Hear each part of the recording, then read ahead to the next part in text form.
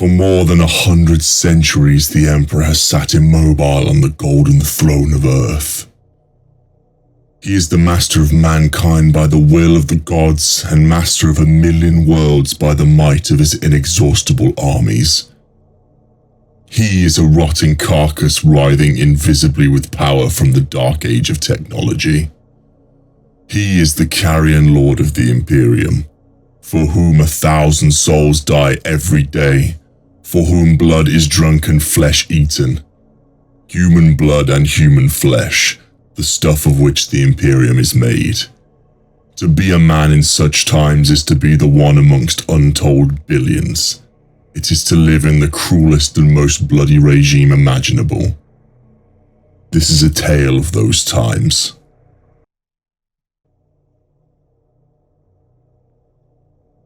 The grim darkness of the far future is a canvas painted with broad strokes of galactic war, theological fanaticism, and the decay of a once great empire. Within the sprawling lore of Warhammer 40,000, certain whispers and theories persist, captivating the imagination of fans and offering alternative interpretations of the established narrative. One such theory, both fascinating and unsettling, revolves around the concept of the Dark King, a potential scenario where the Emperor of Mankind, the godlike figure at the heart of the Imperium, succumbs to the insidious influence of chaos and becomes the fifth Chaos God. Greetings all, I'm your guide, the Archivist. Today I will dive into the theory of the Emperor as the Dark King. Before we begin, please make sure to like the like and subscribe waypoints down below, so that more people can learn from the archives. To understand the Dark King theory, one must first delve into the intricate details of the Emperor himself.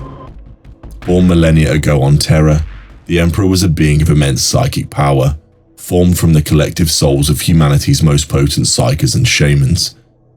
His purpose from the very beginning was to guide humanity towards a golden age, free from the perils of superstition and predations of the warp.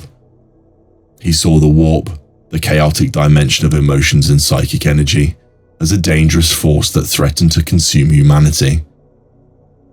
To achieve his goals, the Emperor embarked on the Great Crusade, uniting the scattered tribes of Terra and then venturing out into the stars to reclaim the lost colonies of mankind.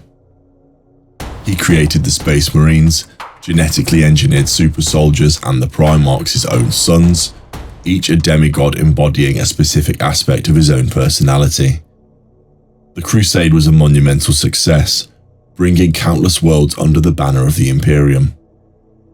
However, the Emperor's grand design was shattered by the Horus Heresy, a devastating civil war orchestrated by the Primarch Horus, who fell under the sway of chaos. Horus's power had become so great during the climax of the heresy, as he had the power of all four Chaos Gods being channeled through him, that his power at this point when time exceeded even the Emperor's. The Emperor, sensing Horus's immense power, decided to confront him directly on Horus's flagship, the Vengeful Spirit. Reading from the archive The End and the Death, detailing the final confrontation of Horus and the Emperor, we can see that the Emperor saw little choice but to drink from the power of the warp in an attempt to channel the power to match Horus's horrific new levels of destructive might.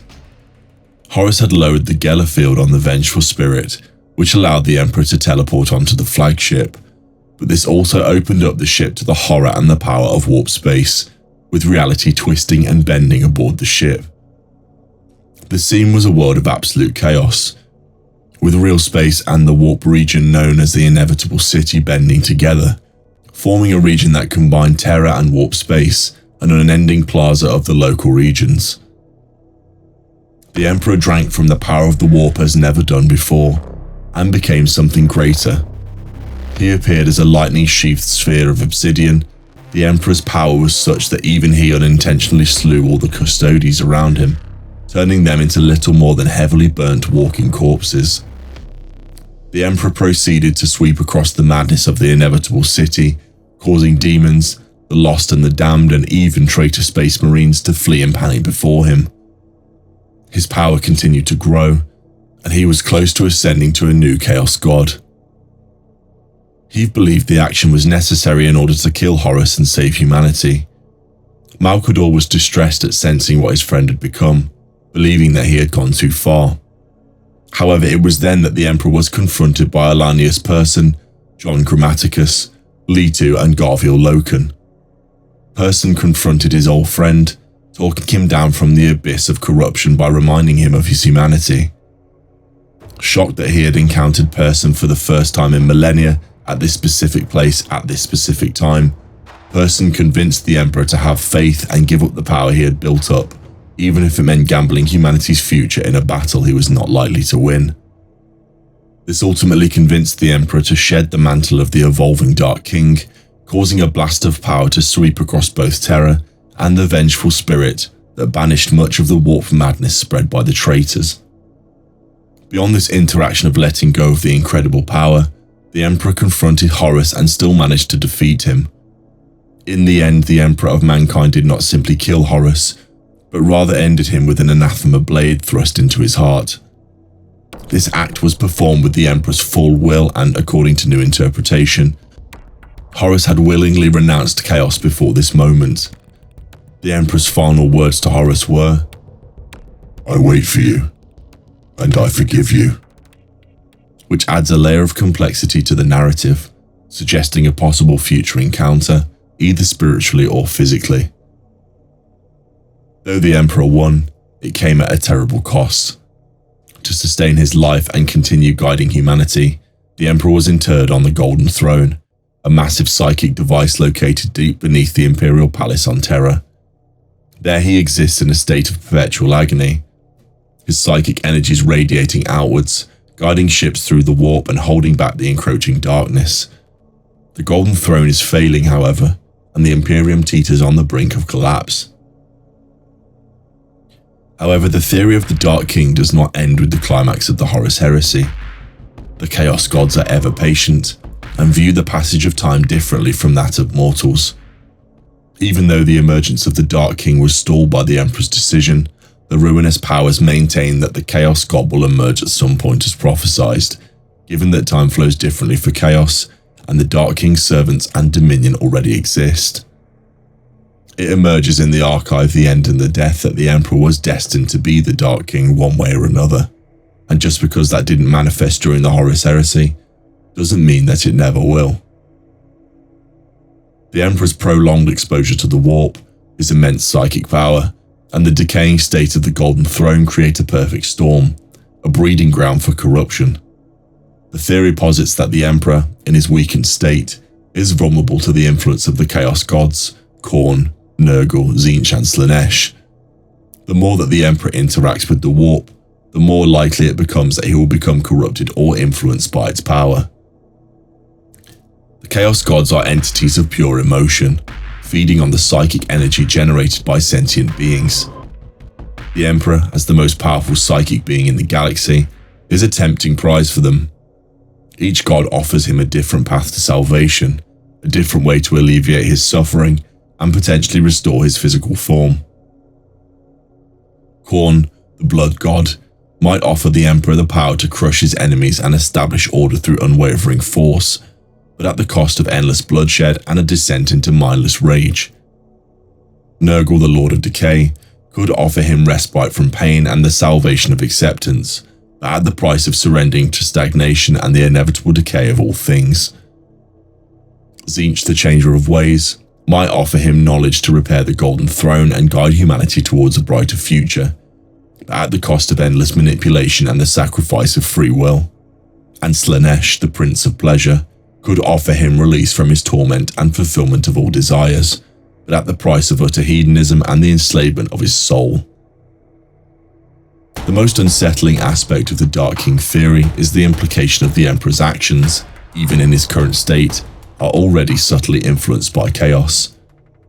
His insistence on unwavering faith, his brutal suppression of dissent, and the stagnation of Imperial technology could be interpreted as signs of corruption, whispers of the Chaos Gods seeping into his consciousness.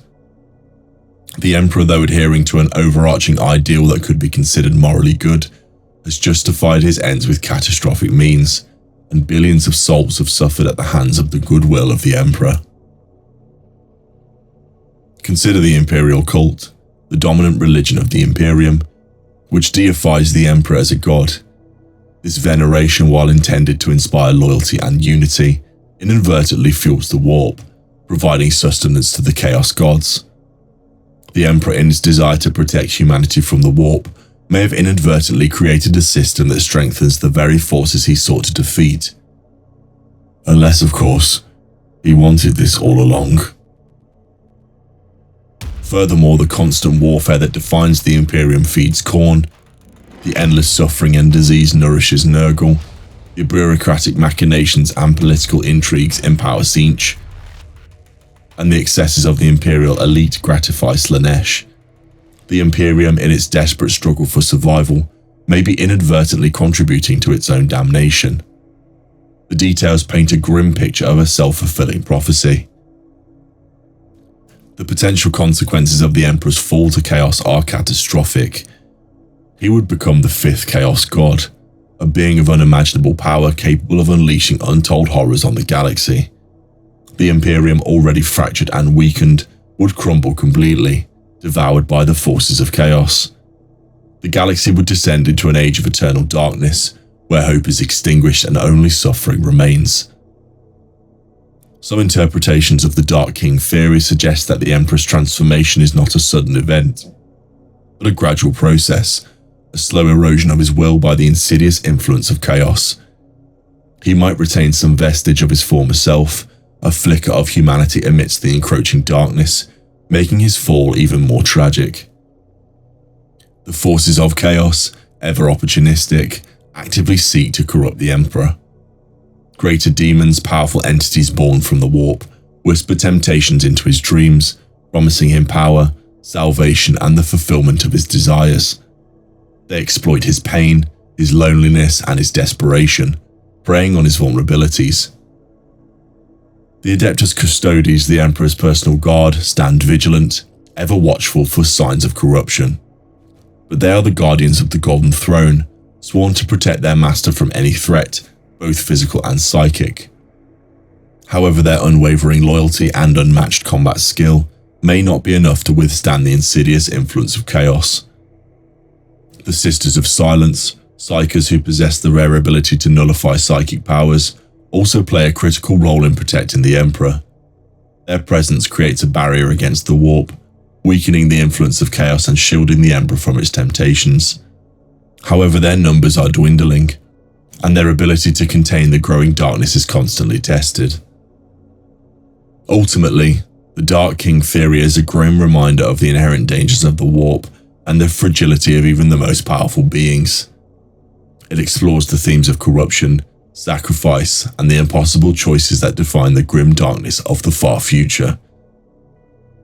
Whether the Emperor will ultimately succumb to chaos remains to be seen, but the possibility serves as a chilling warning, a testament to the enduring power of the Dark Gods and the precarious state of the Imperium. The details, carefully considered, offer a terrifying glimpse into the potential future where the savior of humanity becomes its destroyer.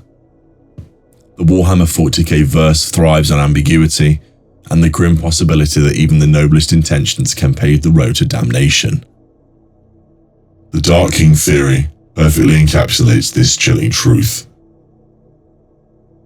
And so I have now covered the content for this video, but if there's anything that has been missed, please share them in the comments down below. If you enjoyed this content, please remember to like the like and subscribe waypoints down below, so that more people can learn from the archives.